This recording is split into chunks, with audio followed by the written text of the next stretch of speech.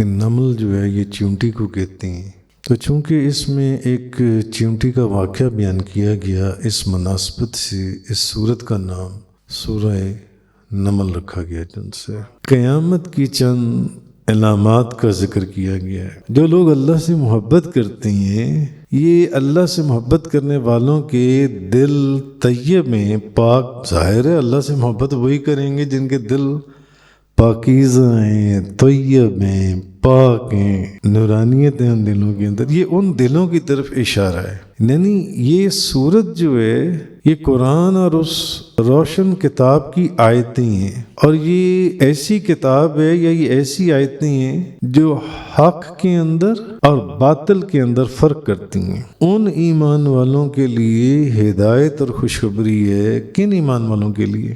ایک تو جو نماز قائم کرتے ہیں اور زکوٰۃ ادا کرتے ہیں۔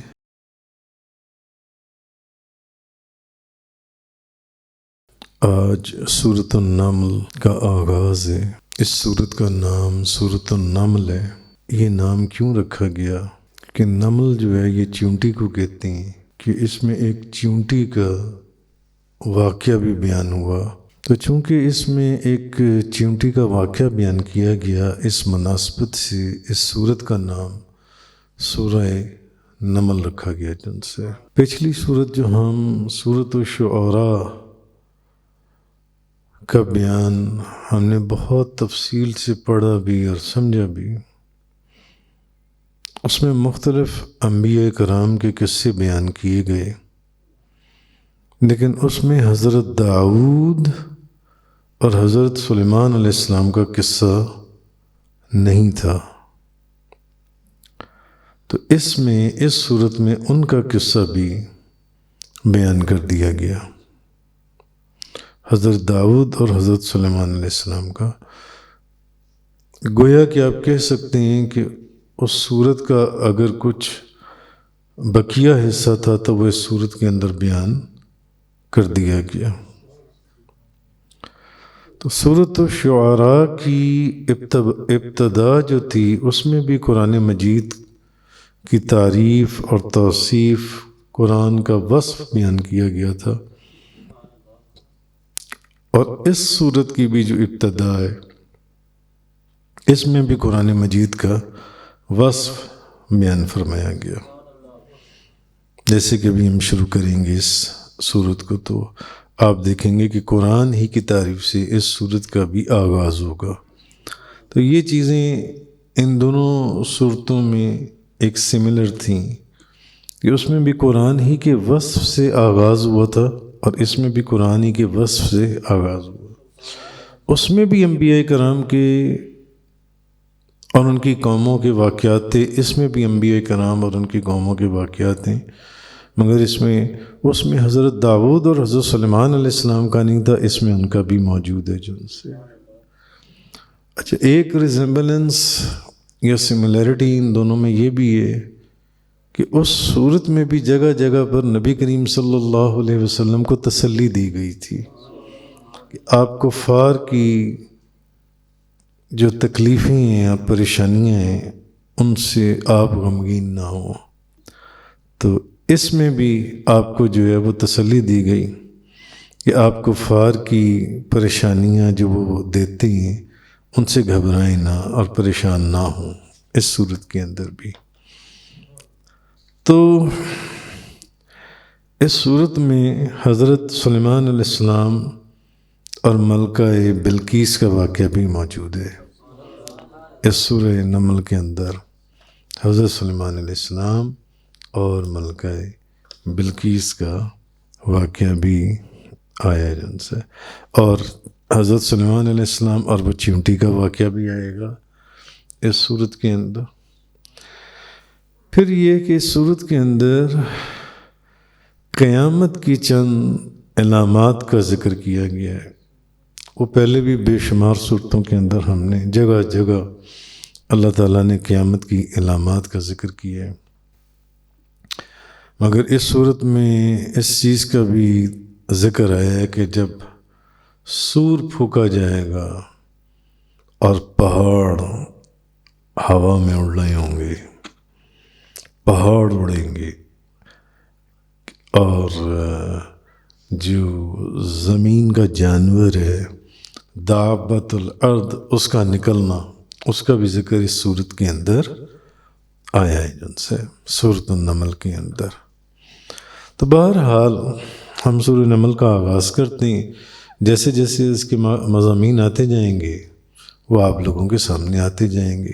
طاسین تلک آیات القرآن و کتاب مبین، یہ قرآن اور روشن کتاب کی آیات ہیں، قرآن اور روشن کتاب کی۔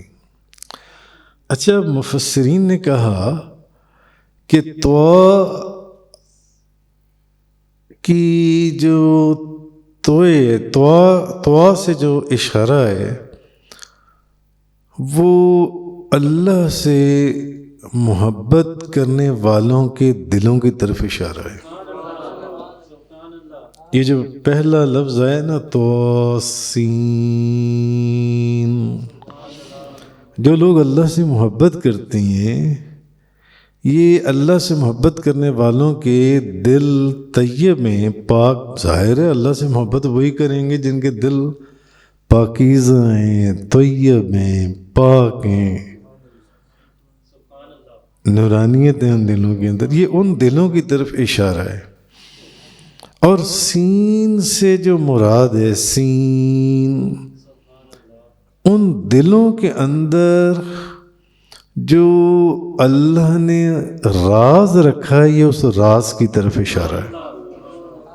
بعض مفسرین نے یہ کہا کہ اللہ تعالیٰ اور اس سے محبت کرنے والوں کے دلوں میں جو راز ہے، سین سے ادھر کو اشارہ ہے۔ یہ اہل حکمت، اولیاء اللہ، صلحاء، یہ ان کی باتیں، مگر بہرحال جو یہ حروف مقطعات میں سے ہے۔ اب حروف مقطعات جو ہیں اس کے متعلق کہا یہی جاتا ہے کہ اس کی اصل مراد اور اس کے اصل معنی یا تو اللہ جانتا ہے یا اللہ کا رسول جانتا ہے، اللہ ہی جانتا ہے اس کی اصل معنی، مگر اہل علم انہوں نے اس کے اندر بڑی بڑی جو ہے وہ اس کی تفسیر بیان کی ہے۔ تلک آیات القرآن و کتاب مبین، یہ سورت قرآن، اور قرآن تو ایک روشن کتاب ہے، روشن کتاب، یہ اس کی آیتیں ہیں، یعنی یہ سورت جو ہے یہ قرآن اور اس روشن کتاب کی آیتیں ہیں، اور یہ ایسی کتاب ہے یا یہ ایسی آیتیں ہیں جو حق کے اندر اور باطل کے اندر فرق کرتی ہیں، سچ کے اندر اور جھوٹ کے اندر فرق کرتی ہیں۔ یہ وہ آیات ہیں اور یہ وہ کتاب ہے، روشن کتاب، جس میں علوم، بلکہ علوم کا سمندر اور حکمتیں امانت رکھی گئی ہیں اس کتاب کے اندر جن سے۔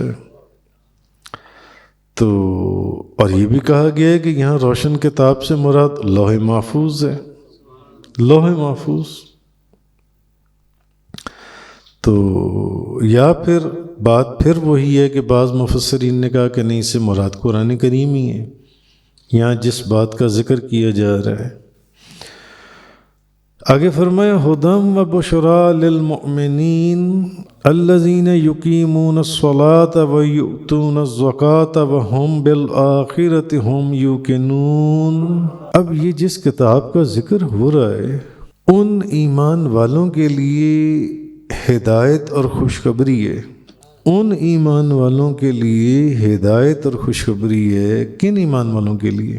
الذین یقیمون الصلاۃ، ایک تو جو نماز قائم کرتے ہیں، ویؤتون الزکاۃ، اور زکوٰۃ ادا کرتے ہیں، وہم بالآخرۃ ہم یوقنون، اور وہ یہی تو ہیں، یعنی یہ نماز قائم کرنے والے اور یہ زکوٰۃ ادا کرنے والے یہی تو ہیں جو آخرت پہ یقین رکھتی ہیں۔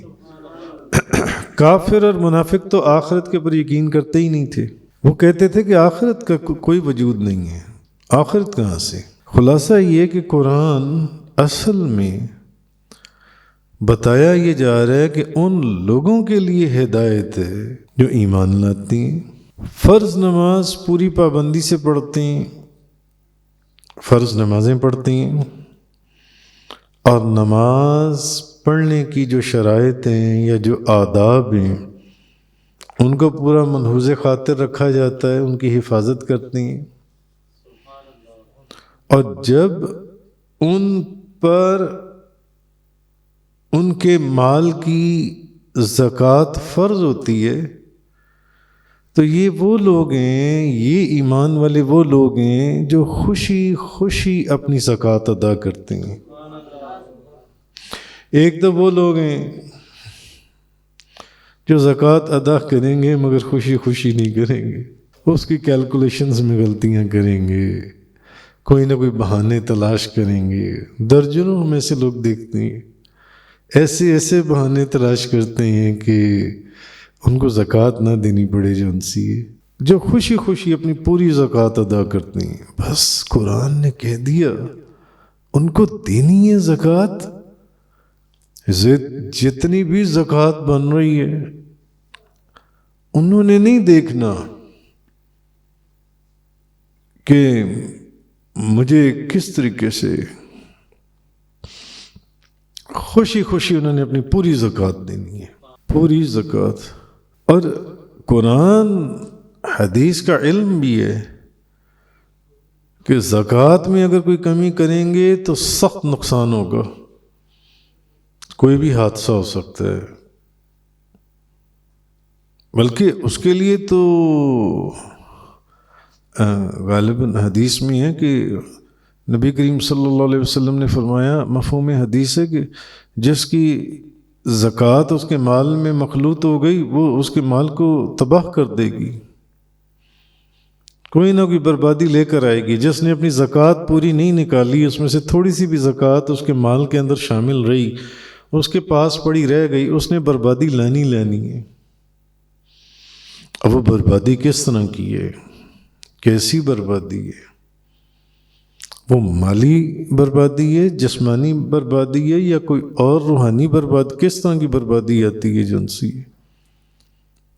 مگر جو لوگ ایمان لائے، نماز پڑھتے ہیں،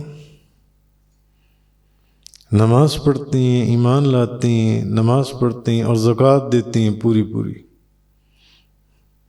پوری زکوٰۃ دیتے ہیں اور کیلکولیٹ پوری کرتے ہیں، ورنہ لوگ کیلکولیٹ کرنے کے اندر ایسے بہانے تلاش کرتے ہیں کہ نہیں یہ اس طرح نہیں، اس طرح، اسی کے اندر اپنی آدھی زکوٰۃ کھا جاتی ہیں۔ یہاں ان لوگوں کی تعریف کی گئی ہے کہ ہدی و بشریٰ للمؤمنین، ایمان والوں کے لیے ہدایت بھی ہے اور خوشخبری ان ایمان والوں کے لیے جو نماز قائم کرتے ہیں، خوشی خوشی اپنی زکوٰۃ دیتے ہیں۔ مجھے ایک بچی کا فون آیا 2-4 دن پہلے، 8-10 دن پہلے، مجھے کہنے لگی کہ میں نے اپنی زکوٰۃ دینی ہے، تو کہیں میرے سے کوئی غلطی نہ ہو جائے، میں آپ کو اپنی چیزیں بتاتی ہوں، آپ اس کو کیلکولیٹ کر دیں۔ کئی دوست مریدین ہیں، آپ کیلکولیٹ کر دیں۔ میں نے اس کی زکوٰۃ کیلکولیٹ کی تو اس کی زکوٰۃ بنتی تھی 8.5 لاکھ روپیہ۔ اس نے کہا مگر میں دینا چاہتی ہوں 9 لاکھ روپیہ۔ میں نے کہا وہ کیوں؟ زکوٰۃ آپ پر 8.5 لاکھ بن رہی ہے اور آپ 9 لاکھ روپیہ کیوں دے رہی ہو؟ کہنے لگی اس لیے کہ کہیں کیلکولیشن کے اندر کوئی تھوڑی بہت غلطی نہ ہو گئی ہو، اس لیے میں پورا 9 لاکھ روپیہ دینا چاہتی ہوں۔ تو یہاں ہدی و بشریٰ للمؤمنین، ان لوگوں کے متعلق اللہ نے فرمایا کہ ہدایت یا بشارت ہے ان مومنین کے لیے۔ یہ وہ لوگ ہیں جو نماز بھی قائم کرتے ہیں اور خوشی خوشی زکوٰۃ ادا کرتے ہیں، خوشی خوشی زکوٰۃ ادا کرتی ہیں۔ آگے فرمایا کہ یہی تو وہ لوگ ہیں جو نماز قائم کر کے خوشی خوشی زکوٰۃ ادا کرتے ہیں۔ اللہ نے فرمایا یہ لوگ ہیں وَهُمْ بِالْآخِرَةِ هُمْ يُوقِنُونَ، یہ وہ لوگ ہیں جو آخرت پر یقین رکھنے والے لوگ ہیں۔ اگر ان کو آخرت پر یقین نہ ہو تو یہ کیوں؟ کہ کیا ضرورت ہے پوری کیلکولیٹ کرنے کی؟ نہیں کریں گے کیلکولیٹ۔ آگے فرمایا ان الذین لا یؤمنون بالآخرۃ زینا لہم اعمالہم فہم یعمہون، مگر وہ لوگ جو آخرت پر ایمان نہیں لاتے۔ اب اللہ تبارک و تعالیٰ نے ان کا ذکر کیا، آیت نمبر 4 اور 5۔ جو لوگ آخرت پر ایمان نہیں لاتے، یہ وہ لوگ ہیں کہ ہم ان کے جو کام ہیں نا، ان کے کاموں کو ان کے لیے خوبصورت بنا دیتے ہیں۔ ان کے کام تو گندے ہوتے ہیں، مگر ان کے کاموں کو ہم ان کے لیے خوبصورت بنا دیتے ہیں۔ سپوز رشوت خور ہیں، چور ہیں، جھوٹے ہیں، منافق ہیں، زانی ہیں، کوئی اور ان کے اندر برائیاں ہیں، یہ وہ لوگ ہیں جن کے لیے ان کے کاموں کو ہم خوبصورت بنا دیتے ہیں۔ یہ سمجھتے ہیں کہ ہم جو کام کر رہے ہیں صحیح کر رہے ہیں۔ اب ان کا ذکر ہے، یہ اللہ تبارک و تعالیٰ نے فرمایا ان الذین لا یؤمنون بالآخرہ، بے شک جو لوگ آخرت پر ایمان نہیں لاتے۔ پہلے ایمان والوں کا ذکر کر دیا، وہ لوگ جو ایمان لاتے ہیں، ان میں سے وہ جو نماز قائم کرتے ہیں اور خوشی کے ساتھ زکوٰۃ اور آخرت پر ایمان رکھتے ہیں۔ اب ان کا ذکر ہے جو آخرت پر ایمان نہیں لاتے۔ زینا لہم اعمالہم فہم یعمہون، ہم نے ان کے کاموں کو ان کے لیے خوشنما بنا دیا۔ ان کے تمام کام ہیں غلط، مگر ان کی عقل کو معوف کر دیا، یہ عقل کے اندھے ہو گئے۔ ان کا ہر کام غلط ہے مگر ان کو نہیں پتہ۔ ہم نے ان کے ہر غلط کام کو ان کی آنکھوں کے سامنے، اللہ کیا فرما رہا ہے، خوبصورت بنا دیا۔ یہ چوری بھی کریں تو ان کو پتہ ہی نہیں چلتا کہ میں چوری کر رہا ہوں۔ یہ سمجھتے ہیں کہ میں کوئی نیکی کا کام کر رہا ہوں۔ تو مگر یہ بڑی خوفناک بات ہے۔ زینا لہم اعمالہم فہم یعمہون، ہم نے ان کے کاموں کو ان کے لیے خوشنما بنا دیا۔ یہ وہ لوگ ہیں جو بھٹکتے پھر رہے ہیں، یہ یہاں پر بھی بھٹکتے رہیں گے، یہ آگے بھی بھٹکتے رہیں گے۔ اولئک الذین لہم سوء العذاب وہم فی الآخرۃ ھم الاخسرون، اور صرف یہ نہیں ہے کہ یہ بھٹکتے رہیں گے، یہ وہ لوگ ہیں جن کے لیے برا عذاب ہے، سخت عذاب، برا عذاب ہے۔ اور یہ وہ عذاب ہے جس کو اللہ برا کہہ رہا ہے، برا عذاب ہے۔ یہ وہ لوگ ہیں وَهُمْ فِي الْآخِرَةِ هُمُ الْأَخْسَرُونَ، یہی تو وہ لوگ ہیں جو آخرت میں سب سے زیادہ نقصان اٹھانے والے ہیں، سب سے زیادہ نقصان اٹھانے والے ہیں۔ تو پیچھے ایمان والوں کا ذکر ہوا، اب یہاں سے ان کا ذکر کہ جن کے پاس ایمان نہیں ہے۔ یعنی یہ وہ لوگ ہیں جو آخرت پر اور قرآن پاک میں قیامت والے دن ملنے والے جو نیک اعمال کے جو ثواب ہیں اور جو برے اعمال کے اوپر عذاب بیان کیے گئے ہیں، ان کا اس کے اوپر ایمان ہی نہیں ہے۔ ایمان ہوتا تو عمل کرتے نا، کیوں غلط کام کرتے؟ کیوں غلط کاموں میں اور گندے کاموں میں ملوث رہتے ہیں؟ ان کا ایمان ہے ہی نہیں، اور ان کی اسی وجہ سے کہ یہ جن غلط کاموں میں ملوث ہیں اور سمجھنے کے لیے ان کی عقل کو ہم نے معاف کر دیا، قرآن نے ختم کر دیا ہم نے ان کی عقل کو، اور ان کے برے اعمال، جن برے اعمال میں یہ ملوث ہیں، ان اعمال کو ہم نے ان کی نگاہوں کے اندر خوبصورت بنا دیا۔ آپ ان کو جتنی مرضی شرم دلاتے رہیں، حیا دلاتے رہیں، ان کو احساس نہیں ہوتا، کیونکہ یہ وہ لوگ ہیں جن کے دل و دماغ کے اوپر اللہ نے مہر لگا دی۔ تو یہ اپنی برائیوں کو اپنی نیکیاں سمجھتی ہیں، تو یہ اپنی گمراہی میں بھٹک رہی ہیں، یہ سمجھتی ہیں کہ ان کے پاس آنکھیں ہیں، مگر ان کے پاس آنکھیں نہیں ہیں، یہ اندھے،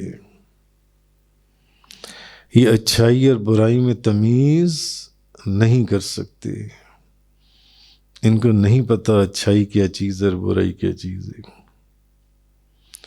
اور یہ وہ لوگ ہیں جن کے لیے دنیا میں بھی، اب یہ تفسیر ہے، قتل یا گرفتاری کا عذاب ہے۔ کبھی تو ان کو گرفتار کر لیا جاتا ہے، گرفتار کر ان کو سزا دی جاتی ہے، کبھی ان کو دنیا میں قتل اور کبھی گرفتاری کا برا عذاب، ہم اس عذاب کے اندر ان کو مبتلا کرتے ہیں۔ اور پھر صرف یہ نہیں کہ یہ دنیا کے اندر قتل کیے جائیں گے، کچھ لوگ قتل کیے جائیں گے، کچھ لوگ گرفتار کیے جائیں گے، اور کچھ لوگ ایسے ہیں کہ پھر ان کو آخرت میں بھی سخت عذاب دیا جائے گا، سخت، یہ نقصان اٹھانے والوں میں سے ہوں گے، سخت دائمی عذاب میں ہوں گے جن سے۔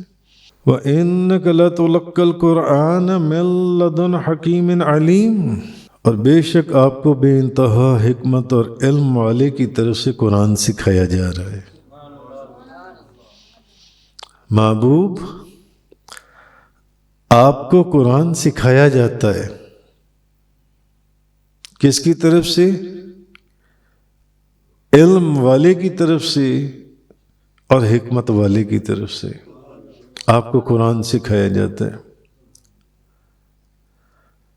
وہ جو پچھلی آیات میں بھی ذکر گزرا تھا، پچھلی سورت کے اخیر میں بھی، کچھ لوگ کہتے تھے کہ آپ شاعری فرماتے ہیں، کچھ لوگ کہتے تھے کہ آپ جادو فرماتے ہیں، کچھ لوگ کہتے تھے کہ یہ جنات آتے ہیں آپ کے پاس، کچھ کافر کہتے تھے کہ آپ نے کوئی جن قابو کیا ہوا ہے، کچھ کہتے تھے کہ کچھ کہتے تھے جو آخری آیات سورۃ الشعراء کی بیان ہوئی تھیں کل پرسوں، کہ یہ تمام کلام جو آپ بولتے ہیں یہ تو شیطانوں کا کلام ہے، یہ آپ کے اوپر نازل کرتے ہیں۔ استغفر اللہ من ذالک، والعیاذ باللہ۔ اب اس سورت کے شروع میں ہی فرما دیا گیا، محبوب آپ اپنی طرف سے یہ قرآن کی آیات نہیں بناتے، اپنی طرف سے نہیں بناتے، آپ کو آپ کے رب کی طرف سے قرآن سکھایا جاتا ہے، آپ کو آپ کے رب کی طرف سے قرآن سکھایا جاتا ہے، جو حکمت والا بھی ہے اور علم والا بھی ہے۔ وہ حکمت والا بھی ہے، وہ علم والا بھی ہے۔ تو اب کافروں کا یہ اعتراض بھی ختم ہو گیا کہ بالکل ان کا یہ اعتراض غلط تھا، باطل تھا کہ آپ اپنی طرف سے قرآن کی آیتیں بناتی ہیں۔ بعض کافر کہتے تھے ایک فلانا بندہ ہے یہودیوں کا، آپ اس کے پاس جاتے ہیں، اس سے ساری چیز سیکھ کر آتے ہیں۔ بعض کہتے تھے کہ یہ شعر و شاعری ہے، جس کا جواب کل کے بیان میں گزرا تھا۔ بعض کہتے تھے کہ جنات کہ جن آپ کو آ کے جو باتیں کرتا ہے، بعض کہتے تھے شیطان، بعض کہتے تھے یہ پہلوں کی کہانی ہیں جو اب بیان کرتی ہیں۔ کافروں کا جو اعتراض تھا وہ غلط بھی ثابت ہو گیا اور باطل بھی ثابت ہو گیا۔ تو قرآن آپ کو اللہ کی طرف سے سکھایا جاتا ہے جو حکمت والا بھی ہے اور علم والا بھی ہے۔ نبی کریم صلی اللہ علیہ وسلم نے قرآن کس سے سیکھا؟ اللہ تبارک و تعالی سے۔ یہاں کوئی بندہ یہ غلطی نہ کر جائے کہ جبریل علیہ السلام جو ہیں، جبریل علیہ السلام کوئی یہ کہہ دے کہ وہ نبی کریم صلی اللہ علیہ وسلم کے استاد ہیں۔ نہیں، جبریل علیہ السلام نبی پاک صلی اللہ علیہ وسلم کے استاد نہیں ہیں، وہ تو ایک خادم اور قاصد کی حیثیت سے حضور کی بارگاہ میں حاضر ہوتے تھے۔ ایک خادم اور ایک قاصد کی حیثیت سے نبی پاک صلی اللہ علیہ وسلم کی بارگاہ میں تشریف لاتے رہے۔ اور ایک بات اور ذہن میں رکھ لیں، اس آیت سے جو بات سمجھ میں آتی ہے، جو یہ چیز فرمائی گئی کہ آپ کو قرآن سکھایا جاتا ہے، محبوب آپ کو قرآن سکھایا جاتا ہے حکمت والے کی طرف سے، علم والے کی طرف سے،